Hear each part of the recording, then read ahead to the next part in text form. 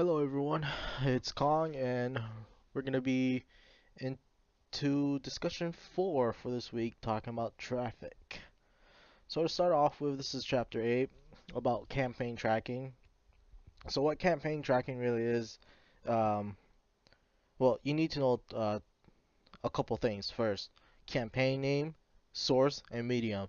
So campaign name itself is pretty much overarching your marketing initiative. So I think what you need to know and what you want to do.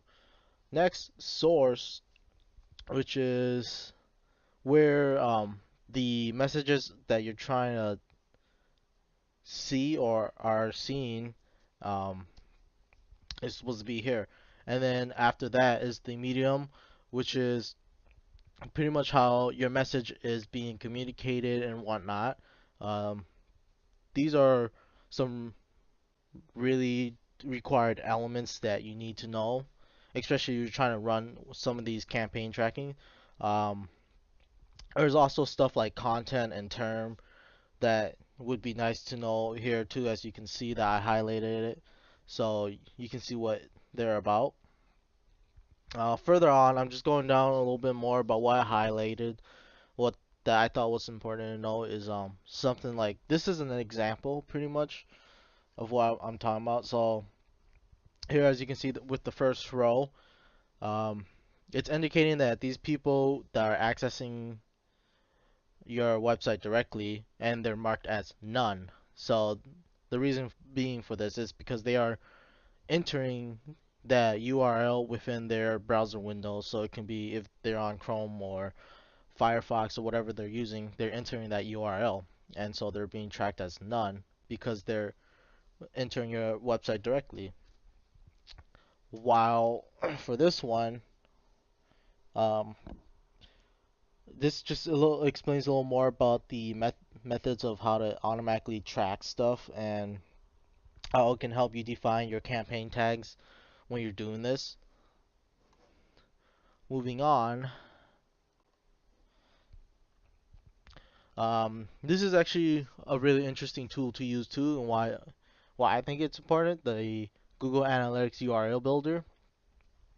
So this pretty much allows you to take your campaign tag and the elements, and you're able to get a final tagged URL, which just explains that you will be using it in your campaign. And this will allow you to continue like email newsletter is an example, or you would use this URL builder and whatnot to enter like the source, medium, and the campaign name itself.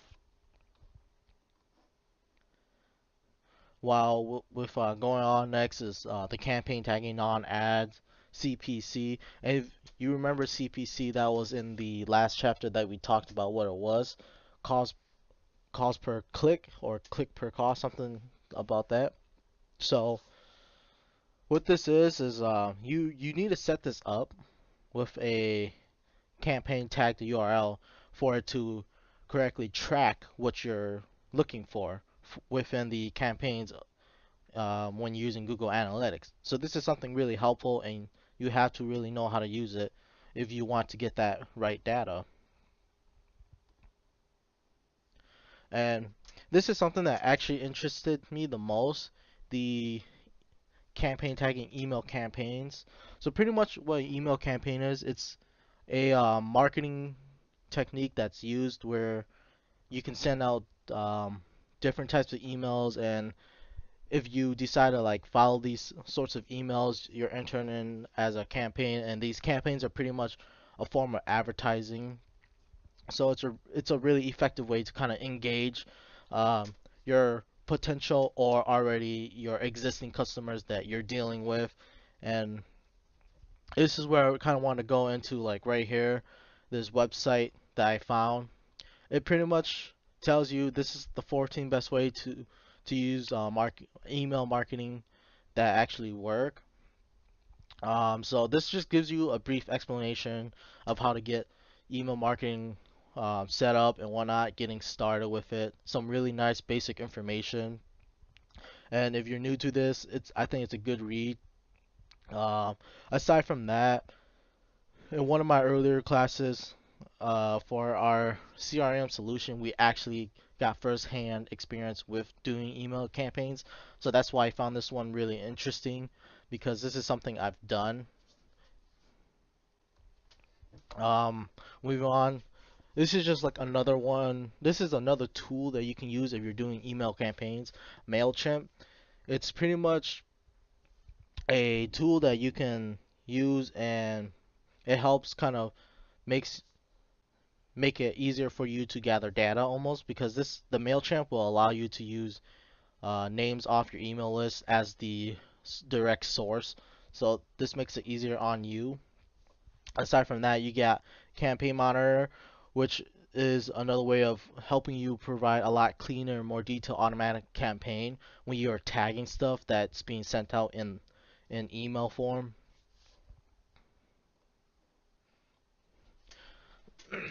And then you also have the campaign tagging paid social media campaigns. So these are pretty much they're running and they're paid on social media. So if you're doing something like on Facebook, Twitter, or LinkedIn, they're being ran and they're being paid. So you're gathering data as at the same time while making money. Um, this is a great way to really help your business practices and whatnot too because it brings in more customers to your company. And then this really just explains a lot more going on and afterwards. I thought this one was really interesting and knowing it is pretty important because you can actually also measure these campaigns offline, but you would have to use a redirect or a dedicated domain name for the campaign itself. So an example, it could be like right here it says a printed flyer, which is promoting a landing page that will direct them to your website with the URL. And then this is another measuring report, the all campaigns, which helps you really understand what your differences, what you can measure and compare um, your differences in marketing initiatives with Google Analytics, which is really helpful because you need to know your differences between each if you're going to be doing this. And two types of campaign data you can like things you are able to do is you link your account to Google AdWords campaigns, and by doing this, it says using this tagged URLs for inbound marketing, which is nice. Then moving on to a little bit more about chapter 19. So unique page viewers. Um, it's rather an interesting one. There is an example in the next page that I'll go over. So this is pretty much it counts multiple views on an individual's page as one. And you would think that with more people coming in, you might think that it would have multiple counts, but it's the opposite. Reason why, so right here it says two page views for home page and one unique page view because that person loaded the page itself twice in the same session that he or she is in, so it counts as one. And this is the example that I was kind of almost talking about. So this is for the exit percentage, really how often people are leaving your particular page. So it can be like your home page and moving on to the next page, like a contact or an about us page. So the example is like the first person is on your home page and then navigates onwards to your contact page. This and then before closing the browser, while the second person just views your homepage and then afterwards leaves your website. This causes a percentage exit of only 50% because the one who exited divided by the two page rule equals will be 50%. So person one did two views while person two did one view. You kind of take that and that's 50-50 right there.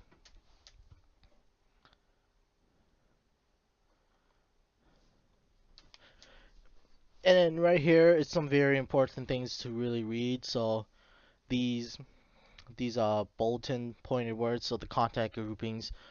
This helps you display the navigations of paths, particular of the content that you may have already configured within the Google Analytics, and then automatically group pages. This is a default for most reports, so this is something that's already preset for you. You wouldn't really have to worry about. However, with like the events, this helps you navigate the paths between the different events that you have implemented within your website. This is really nice because you you get that nice feel of knowing what the different events that you've already put in your website, and you wouldn't really get disorganized. And then just a little thing about site search.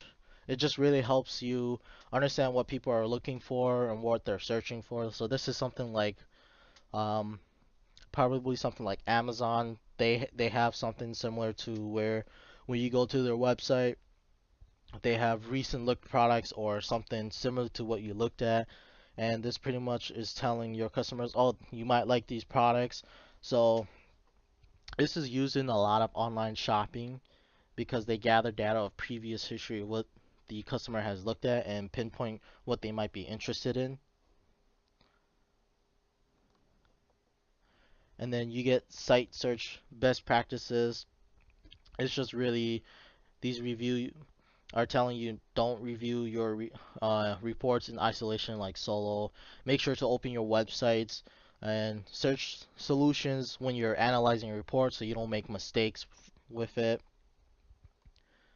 And then just last but not least, really these four keywords are pretty important: running, winner found, no winner, and time limit reach. Pretty much is very self-explanatory almost. So running is pretty much you need to wait for more uh, data before you can actually really do anything. While winner found is it pretty much you found something and now they're the winner. That's pretty much an endpoint. Or if not, then there's a no winner, which is pretty much there's the difference between the variations. And then with time limit reach, this is pretty much just saying you reach the maximum of whatever you set the time is, and if there's no winner, there's no winner. So this ties into both no winner or no winner found. So something that I also wanted to talk a little bit about was why this is kind of important traffic within the marketing funnels. So you don't really know what marketing funnels is. You can actually go to this website and read a little bit about marketing funnels and how it works. So I explained earlier, like Amazon, you can see right here, they use it quite often. And when I explained earlier about the search site, they use it pretty often. When a customer goes in, Amazon will usually have something popping up or sliding across your screen. You might be interested in this. This is also a great read if you kind of want to learn a little bit more about marketing funnel itself. So overall, that's what I've taken between chapter 18 and 19. Um, if you want to hear a little bit more, or if you want to leave feedback so I can hear your thoughts on this, please do so. And again, thanks for listening to me. I hope you guys have a good day.